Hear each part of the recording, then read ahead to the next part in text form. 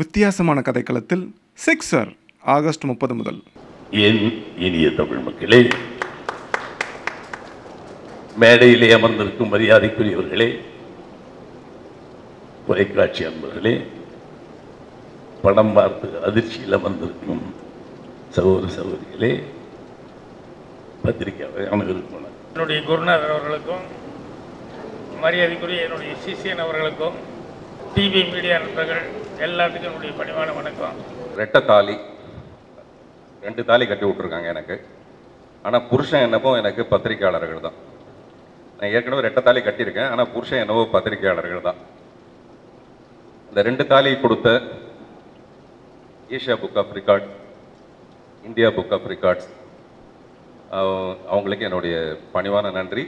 August 30 முதல் உங்கள் அபிமான திரையரங்குகளில் ஜாம்பி. சம்பிரதாயமாக படங்களை பார்த்துவிட்டு ஒரு பைப்ஸ் கொடுக்கணும். இது அழகாக இருந்துச்சு, அது அழகாக இருந்துச்சு, இதில் பார்ப்போம். நான் வெளியே வந்த உடனே பார்த்தி மேடம் சொல்லியது, தயவு செய்து என்னை பேச அழைக்கிறது. காலையில் 8 பக்கத்தில் உனக்கு ஒரு கடிதம் வரும், பயிற்சி தனியாக கொடுக்கிறேன் அப்படின்னு சொன்னேன். சம்பிரதாயங்கள் நீங்கள் வரணும் தான்.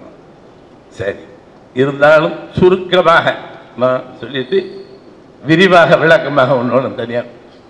பார்த்திபன் இந்த படத்தை பொறுத்த வரைக்கும் நான் சொல்கிறதுன்னு சொன்னால், பார்த்திபன்னாலே எப்பவுமே ஏதாவது வித்தியாசமாக திங்க் பண்ணக்கூடிய ஆள் அப்படிங்கிறது எல்லாத்துக்கும் தெரிஞ்ச சமாச்சாரம். அதை மேலும் மேலும் ப்ரூவ் பண்ணுற அளவுக்கு அடுத்தடுத்து நிறைய விஷயங்கள் செஞ்சிட்ருக்காரு.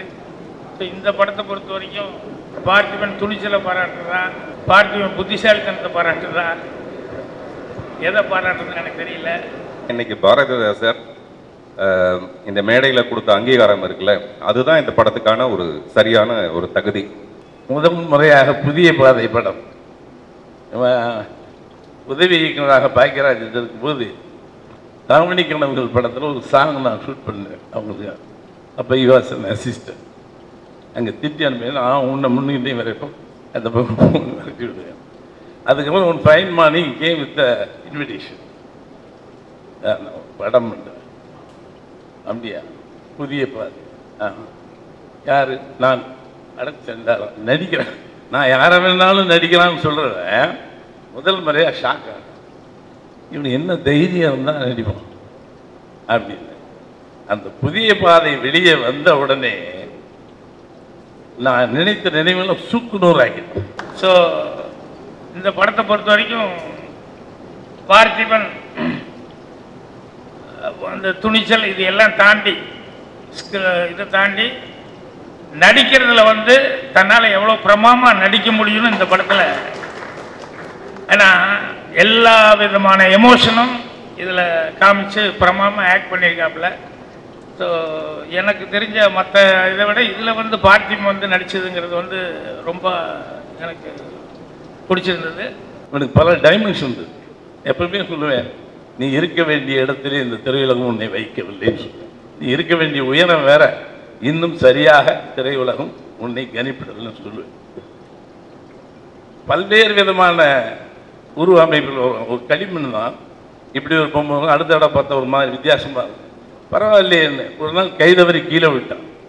ஐயோ இதனால் உடஞ்சா உள்ள வேற இன்னொரு டைமென்ஷன் மார்பிள். மார்பிள் தெரியாமல் போச்சு. ஸோ மார்பிள் ரொம்ப வடிவுகள் வருது, இது வருது, அது வருது, எத்தனையோ. அந்த மார்பிள் ஒரு நாள் கீழே விழுந்துச்சு, உடஞ்சா உள்ள வைரம் இருக்கு. இதான் மார்பிள் உடஞ்சி இப்போ வைரம். ஐம் சாரி, ஏன்னா தெர் இஸ் நோ வேர்ட்ஸ். இதை சும்மா சம்பிரதாயத்துக்கு வேண்டி சொல்றதில்லை.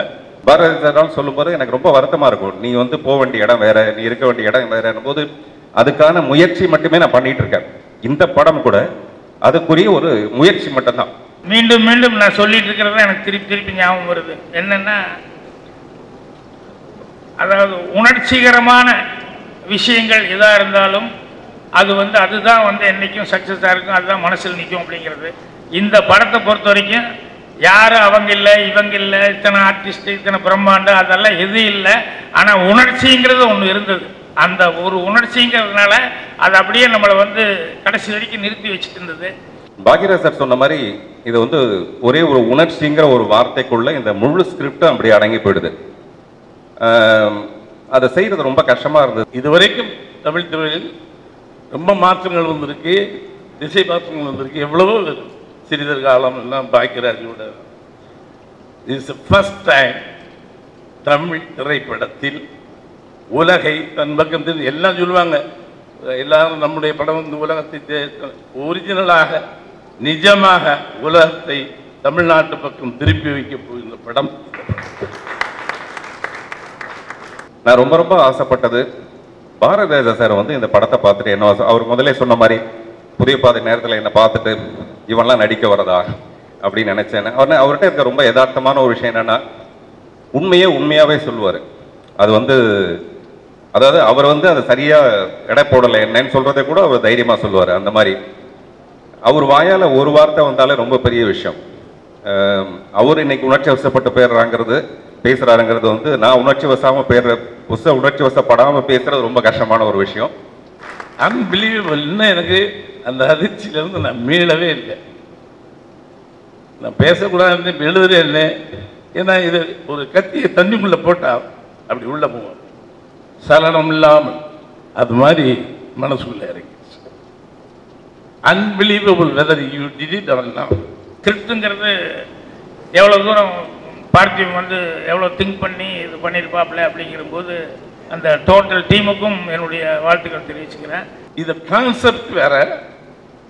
ஒரு தனி மனிதனாக நீ வந்து ஒரு பெர்ஃபார்மன்ஸு ஒரு அரை மணி நேரம் பண்ணலாம், 2 மணி நேரம் 1.25 மணி நேரத்துக்கு உட்கார வச்சிருக்க. சவுண்டு ஏன் இந்த வருஷம் குட்டியை கூப்பிட்டேன்னு இப்போ தான் எனக்கு புரிஞ்சு. எவ்ரிதிங்ஸ் வெரி பர்ஃபெக்ட்லி பெர்ஃபார்மன்ஸாக இருக்கட்டும், என்னால் நம்பவே முடியல சில விஷயங்கள்லாம். எப்படி how can sit and imagine. இதை கிராஃப்ட் எழுதுனா கூட எழுதலாம், இது வந்து இதுக்கப்புறம் அதை பண்ணலாம். பட் நான் யோசிச்சு பாடுறேன், என்னால் கற்பனையே பண்ண முடியும். God bless you. நம்ம எல்லாருமே கால்ரத்தி கூட்ட அளவுக்கு இது இந்திய அதாவது தமிழ் திரைக்கும் பெருமை, இந்திய திரைத்துறைக்கும் ஒரு பெருமை. எக்ஸ்பிரஷன் தான் பார்க்குறேன், எல்லாருடைய எக்ஸ்பிரஷனை பார்த்து இந்த படம் வந்து தேருமா தகுதி ஆகுமா அப்படின்னு சொல்லிட்டு நான் இவங்களை வச்சு தான் நான் கணிக்கிறேன். எல்லாம் நிறைய படங்கள் வந்து இந்த இளைஞர்கள் ரொம்ப பிரமாதமாக வந்துட்டாங்க இன்னைக்கு. பட் எல்லாத்தையும் தூக்கி சாப்பிட்டு ஒன்று போயிட்ட ஹேட்ஸ் ஆஃப் டு யூ. எனக்கு வந்து விஜய் படம் அஜித் படம்னா நிச்சயமாக அதுக்குன்னு ஒரு பெரிய வரவேற்பு ஒன்று இருக்கும், எடுத்த உடனே வியாபாரம் ஆகிடும். இந்த போட்டியில் தான் நம்மளும் ஓட வேண்டியதாக இருக்குது. ஸோ இந்த போட்டிக்குள்ளே நானும் ஓடுறதா இருந்தால் என்னுடைய படத்துக்குன்னு ஏதாவது ஒரு ஸ்பெஷல் தகுதி ஒன்று வேணும். அதுக்கு நம்ம வந்து 30 மாதம் சுமக்க வேண்டியதாக இருக்குது. இந்த குழந்தைய 10 மாதம் சுமந்தா பத்தாதுங்கிற அளவுக்கு 30 மாதம் வயிற்றிலே இருந்தால் அது எவ்வளோ சிரமமாக இருக்குமோ அந்த மாதிரியான ஒரு சிரமத்தோட 30ஆம் தேதி இந்த படத்தை வந்து வெளியிட முடியாமல் நான் என்ன நினைக்கிறேன்னா, இன்னும் இந்த படத்தை வந்து நிறைய பிரமுகர்களுக்கு போட்டு காமிச்சு பத்திரிகை மூலமாக அது கொஞ்சம் பிரபலமாகி அதுக்கப்புறம் இந்த படத்தை வெளியிட்டோம்னா அதுக்குரிய மரியாதை கிடைக்குங்கிற ஒரே நம்பிக்கையில் தான் நிச்சயமாக இந்த படத்தை வந்து பத்திரிகை நண்பர்கள் ஊடக நண்பர்கள் உங்கள் எல்லாருக்கும் ரொம்ப சீக்கிரமாகவே நான் காட்டணும்னு ஆசைப்பட்றேன். இந்த படம் 30ஆம் தேதியாக இருந்தால் நிச்சயமாக 27ஆம் தேதி நம்ம அதுக்கான ஒரு ஸ்க்ரீனிங் பிளான் பண்ணியிருந்தேன். இப்போ அது கொஞ்சம் தள்ளி போகுது, எப்போ தள்ளி போகுதுன்னு எனக்கு தெரியல. ஸோ அதனால் கூடிய சீக்கிரம் இந்த படம் வந்து முதல்ல உங்களுக்கு காமிச்சு உங்களோட அபிப்பிராயத்தோடு தான் இந்த படத்தை நான் வெளியிட போகிறேன். 31ஆம் தேதி வந்து இந்த படம் வந்து சிங்கப்பூர் ஃபில்ம் ஃபெஸ்டிவலில் ஸ்க்ரீன் பண்ணுறாங்க. கோல்டன் குளோபுக்காக இந்த படம் வந்து செப்டம்பர் 24ஆம் தேதி ஸ்க்ரீன் பண்ணுறாங்க. இப்படி நிறைய தகுதிகள் வந்து இந்த படத்தோட ட்ரைலரை பார்த்து ஒரு பெரிய ஒரு எதிர்பார்ப்பை ஏற்படுத்தியிருக்கு. எனக்கு சொல்ல தெரியல, தனியாக உங்கள்கிட்ட பேசுவேன், ஒரு கடிதம் எழுதுகிறேன், தனியாக ஒரு பயிற்சி கொடுக்குறேன், உனக்கு செய்ய வேண்டியதான். நான் ஏற்கனவே உனக்கு பலமுறை சொல்லியிருக்கேன், நீ இருக்க வேண்டிய இடத்தில் திரையுலகம் உன்னை வைக்கவில்லை. யூ ஹேவ் டு நிறையா எழுத்தும் சரி நடிப்பும் சரி திங்கிங் எதையுமே ஒரு ஒத்தை சேர்ப்பு. அது கூட இன்விடேஷன் கூட வித்தியாசமாக யோசிப்பாங்க. என்னடா இது, எதை எடுத்தாலும் ஒரு சின்ன வித்தியாசம் இல்லாமல் இருக்கவே மாட்டான். இந்த வெற்றி அல்ல, மேலும் மேலும் பல வெற்றிகள். அந்த வெற்றி எனக்கு பெருமை, எனக்கு பெருமைன்னா அப்புறம் எங்கள் டைரக்டருக்கு பெருமை. ஸோ இது தமிழகத்தை பொறுத்த வரைக்கும் தமிழ் படத்தில் வந்து இது இப்போ அவர் சொன்ன மாதிரி ஃபஸ்ட்டு ரெக்கார்டாக வந்து பண்ணியிருக்காங்க. அப்புறம் எங்கள் ஊருக்காக இல்லை, நீ என்ன சைதாப்பேட்டையில் பிறந்தவனுக்கு இவ்வளவு புத்தியா இவ்வளவு மூணு கேட்பேன். உண்மையிலே எனக்கு ஒரு விஷயத்தில் வந்து பெருமையாகவும் இருக்குது, ஒரு விஷயத்தில் கொஞ்சம் வெக்கமாகவும் இருக்குது. என்னென்னா பார்த்திபனும் நிறைய நேஷனல் அவார்டு அது இதெல்லாம் வாங்கிட்டாப்புல. என் சிஷியனும் வந்து அவன் இன்னொருத்தர் இருக்கானே பாண்டியராஜன், அவனும் இங்கேயும் வாங்கிட்டான், வெளிநாடு வரைக்கும் போய் அவனும் கொஞ்சம் அவார்டெல்லாம் வாங்கிட்டான். நான் குருன்னு பேர் இன்னும் நான் அவார்டு அந்த மாதிரிலாம் எதுவும் வாங்கலை. இருந்தாலும் இவங்கெல்லாம் வாங்கினாலே நான் வாங்கின மாதிரி எனக்கு ஒரு பெரிய சந்தோஷம் பெருமையாக இருக்குது. Hats off to you. God bless you. There is no words. You are தமிழ்நாட்டை எல்லாரும் தமிழ்நாடு பக்கம் எல்லா தலைகளும் திரும்பிச்சுன்னு சொல்லுவாங்களே, இந்த படம் தான் உலக மக்களை தமிழ்நாட்டு பக்கம் திரும்ப வைக்கும். ஸோ ரொம்ப ரொம்ப நன்றி சார்.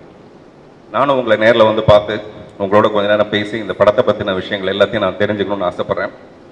உங்கள் சாதனையை முறியடிக்கணும் சார், அதுதான் என்னுடைய பெரிய சாதனையாக இருக்கும். அதுக்கு வந்து என்ன யாரும் பிறந்து வரல, அவ்வளோ பெரிய சாதனைகள். இந்த படத்தில் கூட பார்த்தீங்கன்னா கிராமம்னு சொன்னோன்னே நான் 16 வயதில் இருக்க ஒரு சாங் தான் எடுத்து போட்டிருப்பேன். இன்னமும் கிராமம்னா 16 வயதில் மீட்டி நம்மளால் யோசிக்க முடியாத அளவுக்கு. ஸோ டைரக்டருக்கு என்னுடைய மனப்பூர்வமான நன்றி. மிஸ்டர் சமுத்திரகனி அவர் வந்து ஒரு நெருங்கிய நண்பர்னா நான் நிறைய அவர்கிட்ட பேசவே மாட்டேன். அவர் எனக்கு அடிக்கடி சென்னைக்கு வரும்போதெல்லாம் என்னை ஒரு காதலி மாதிரி நினச்சிட்டு கூப்பிடுவார். அநேகமாக அவர் கூப்பிட்ற ஆண் காதலி நானாக தான் இருப்பேன்னு நினைக்கிறேன். ஸோ என் பேரை கூட ஏதோ ஒரு பெண் நண்பர் பேரில் தான் போட்டு வச்சிருப்பாருன்னு நினைக்கிறேன். அதனால் தவறி போய் கூப்பிட்றாருன்னு நமக்கு தெரியல. ரொம்ப உணர்ச்சி வசப்பட்ட ஒரு மனிதர்.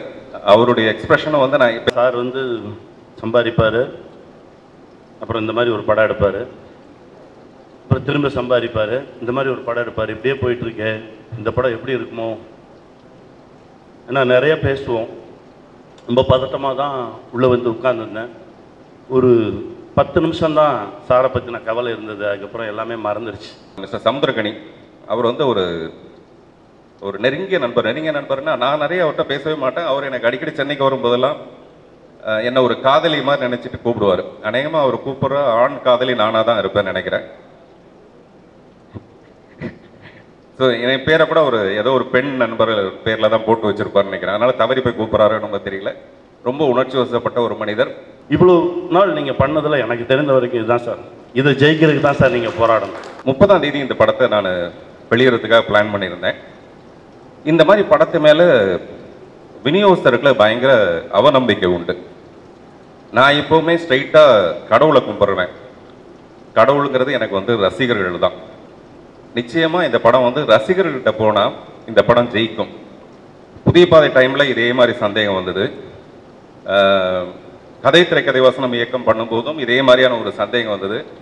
இன்னும் சொல்லப்போனால் படம் தயாரித்த படம் சம்மந்தப்பட்ட ஒரு 40 பேர் பார்த்துட்டு அந்த படம் நல்லா இல்லைன்னு சொல்லிட்டாங்க. பட் ரசிகர்கள்ட்ட போய் தான் அந்த படம் ஜெயிச்சுது.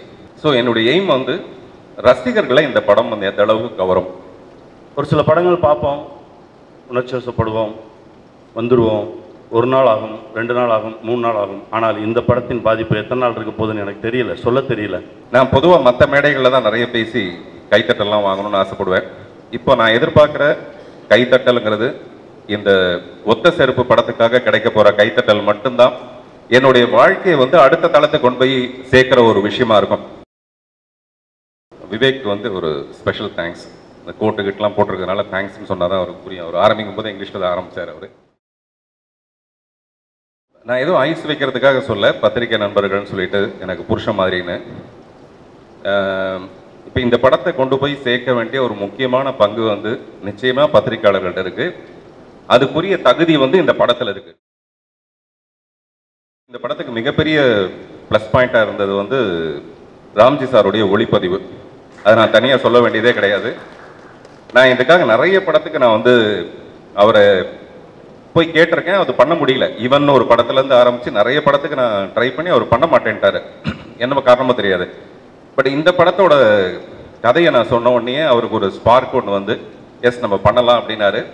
அது அவர் நிறைய பேச மாட்டார். படத்தில் அவருடைய பேச்சாகவே இருக்கும் படம் ரிலீஸ் ஆனதுக்கப்புறமேல. இப்போ கூட பார்த்தீங்கன்னா ட்விட்டர், ஃபேஸ்புக்கிலலாம் நிறைய ராம்ஜி சாருக்கு பயங்கரமான அப்ரிசியேஷன். சந்தோஷ் நாராயணன் ஒரே ஒரு பாடல், அந்த பாடலை உயிரை உழுக்கிற மாதிரி ஒரு பாட்டு. அப்புறம் சத்யா சார் பேக்ரவுண்ட் ஸ்கோரிங் பண்ணியிருக்காரு. நம்ம எல்லாம் அந்த ஆங்கில படத்திலலாம் நினைப்போம், ஆசைப்படுவோம் இந்த மாதிரி ஒரு ஸ்கோரிங் வந்து நம்ம படங்களில் வரணுமே அப்படின்ட்டு. இந்த படம் வந்து அந்த மாதிரி ஒரு ஸ்டாண்டர்டில் இருக்கும்போது நிச்சயமாக சத்யா சார் வந்து அதுக்கு என்ன சொல்கிறது ரொம்ப சரியான ஒரு ஒர்க் பண்ணியிருக்காருன்னு நினைக்கிறேன். தங்கராஜ் சார் வந்து ஒரு நல்ல ரசனையான ஒருத்தர். சாமி என்னுடைய உதவியாளர், அவர் ஒரு இயக்குனராக இங்கே வந்திருக்காரு. இந்த படத்தில் பணிபுரிந்த எல்லாருக்குமே என்னுடைய மனப்பூர்வமான நன்றி. விரைவில் நீங்கள் இந்த படத்தை பாருங்கள், அதுக்குரிய ஒரு அங்கீகாரத்தை நீங்கள் கொடுக்கணுங்கிறத ரொம்ப தாழ்மையோடு கேட்டுக்கிறேன். நன்றி, வணக்கம்.